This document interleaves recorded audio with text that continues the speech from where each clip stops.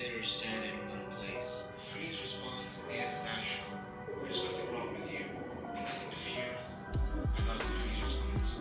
Feel the sensation of your palms, the warmth generated by rubbing your hands together. Hear the sound made by this movement. It's quite gloomy today. We're gonna make the most of it.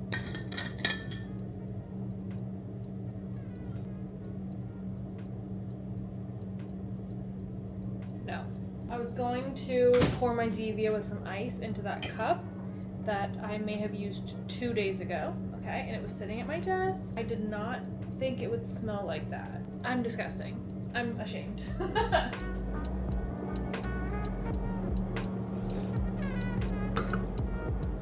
Coming out, it was for the Twisters movies, and It's great. I was walking on the treadmill and I almost fell. yes, you can eat your kiwi with the skin on it. Now, I don't get like the fuzzy green ones. I do the golden kiwi because they're not like fuzzy. But if you cut them like a little discs, you could just. So I'm watching the new episode of the Shane Dawson podcast.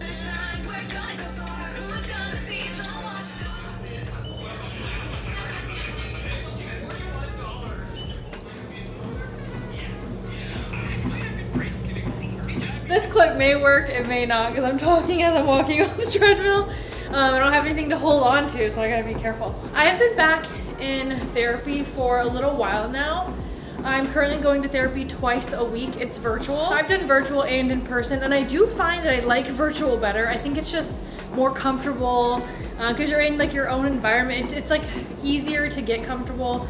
And I don't know, I just like it. Through the program and learning a lot more about myself and how I act in my life according to the trauma I've been through. One of the things I know is that now that I'm no longer on an antidepressant or on something that boosts my serotonin and dopamine, I have to work extra hard to make sure that I get those things. And there was a time when I told my therapist, when we were talking about all these different things I'm going to be adding them to my routine, and I said something like, oh, why can't I just be normal? It's just, I wish I could just like have the dopamine or have that. And she said, who decides what normal is?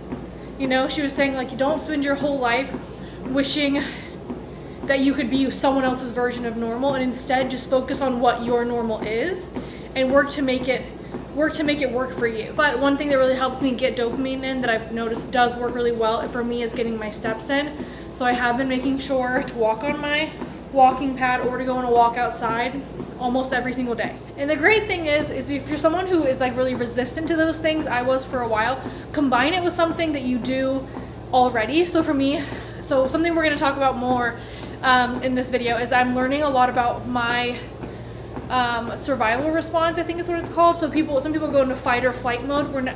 She's also explained that there's now freeze mode and fawn mode. She said there's actually 10 different modes, but the first like fight or flight are the ones that most people know of. I don't use fight or flight mode, I use freeze and fawn. So something I'm doing is I'm combining watching the show that I would have watched in a freeze mode while I'm moving, while I'm doing the opposite of freezing. So it's helping to create a new neural pathway in my brain that says, hey, I can still watch TV, but that does not signal to my subconscious to go into a freeze state, to zone out, to leave my body, you know? And look, it's been 7 minutes and 45 seconds. Let's see how many steps I've already gotten. 916 steps. That's 1/10 of the way to 10,000 steps, so pretty good. One of our country's largest. I got in another 2,500 steps. I did 2,500 the first time, and then I did a second round of 2,500 after I finished editing, uploading my video.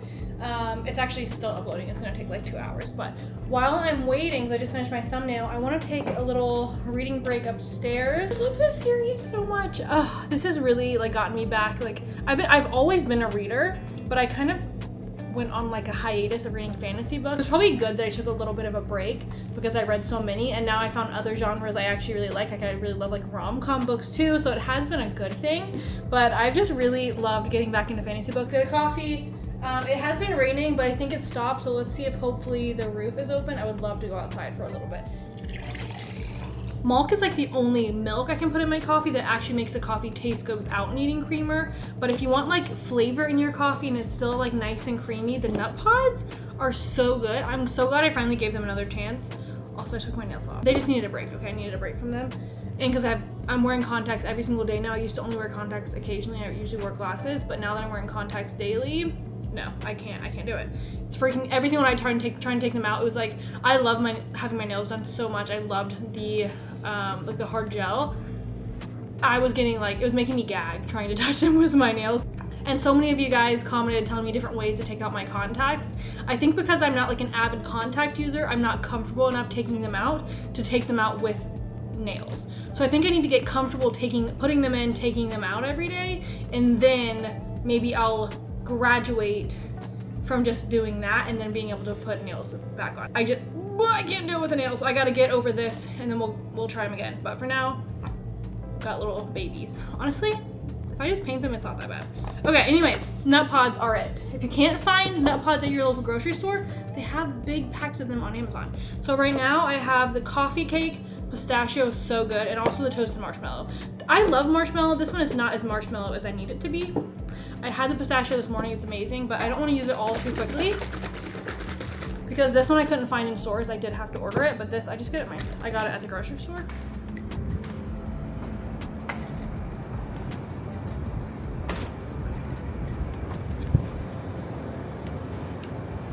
Oh, a big storm is on its way.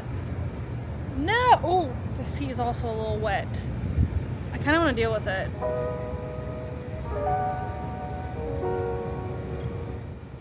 Doo-doo. Okay, I've connected to my mic since it is a little windy out here and it looks like it may storm, but we're gonna hope for the best because I want to read for a bit. So we're just gonna hope. Is there someone out here? I might not be alone out here, but that's okay.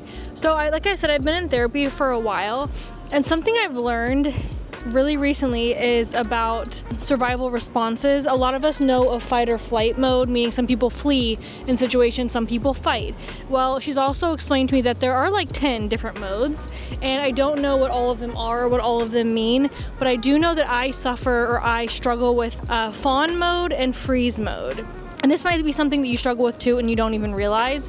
Freeze mode often looks like us being extremely lazy, stuck on our phone, unmotivated, not wanting to go outside, when it's actually a survival mode. Fawn mode is less known, and this is what some people might think of as people pleasing. She said it's often someone from like a domestic violence situation or abusive childhood where they learned quickly, if I fawn over something or just lay down and do whatever they need me to do, they're less likely to hurt me. And that those people grow up, or if you were, an adult when the trauma happened, they learn that if they are just always the good guy and always looking out for everyone else, their subconscious thinks, oh, I'm less likely to suffer, an attack from someone else. Also, there are like a million things going on out here all of a sudden, like 5 sirens, a lot of like jackhammers going on. So hopefully you can hear me. It came all of a sudden. Hopefully the mic blocks those kind of things out. I freeze by doing nothing, and I fawn by like, if I have to be around people, doing whatever it takes to make them happy. And I'm sure there's plenty of people watching this that resonate, and you might resonate with the other 2 modes. I think the biggest thing is just awareness. At least that's what it's going to be for me. And if I find more resources, I will definitely share them with you, and I'll definitely keep updating you. I've been sharing a lot of like New York City vlogs again now that I'm back, and I realize I also want to share along with my therapy journey. Hopefully this is not my freeze response, but I have taken a pause on my podcast. I actually think it's not, because I really sat with myself and journaled about it. I think it's just right now, because I took such a long break from everything, it feels like I'm trying to figure out what to share where, and I think I'd rather put my all into something for a while. That way, when my freeze response comes up, I can identify like, no, you're going all in on this thing. You're not allowed to cancel it or change your mind for like 6 months, a year, whatever, to kind of show myself that I can stick with something. And I think when I'm scattered with like having to put the podcast out, putting out multiple YouTube videos a week, Instagram, etc., it sometimes leaves me a little scatterbrained. So I think I'm going to put all my focus on YouTube. So what I was saying is, even though I'm also doing New York City vlogs, I kind of want to share this journey with you guys. I've always been so open about these things. I don't think it's something to be ashamed of. I think, a lot of people go through things, a lot more people than we realize. lies, and a lot of people are scared to talk about it. Obviously, you do not owe anyone your past. You don't have to tell people, but I just want people to know it's not just you. It's not just you that feels lazy and is hard on yourself. It's not you that feels like you can't make friends. It's a lot of us, you know, and we're all figuring it out. It's a hard world, and we're making our way together, and I believe in us. Making the viral brown butter chocolate chip cookies from Whole Foods. This is my second time having them ever since I saw them on TikTok. They're so good. This is actually a different night. I forgot to finish the video, and it's a few nights later. Noah was going out of town for business, and we just wanted to like soak up every minute together because we're clingy, stage 5 clingers. Making them for 16 minutes, and then we'll be back.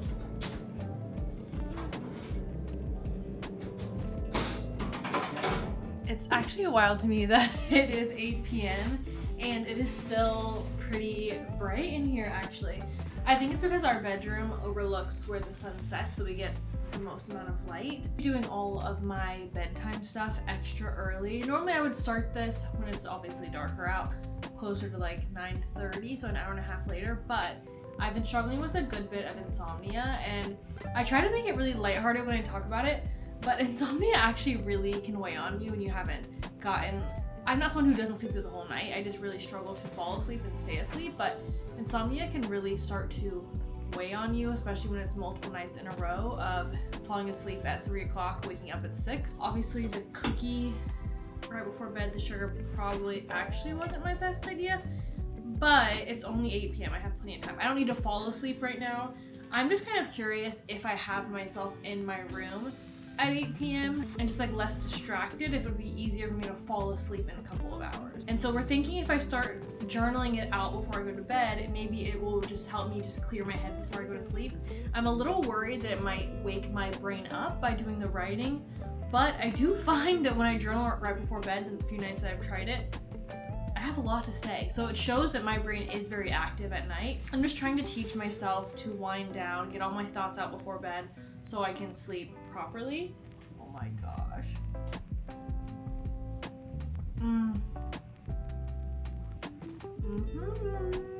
I am curious what your night routine is. Like if you're someone who doesn't struggle with sleep, like what it is that you do. I have noticed when I follow the things that everyone else talks about, like no phone, no TV, I actually get really good sleep if I exercise that day. And I think I just need to be a bit more strict with it.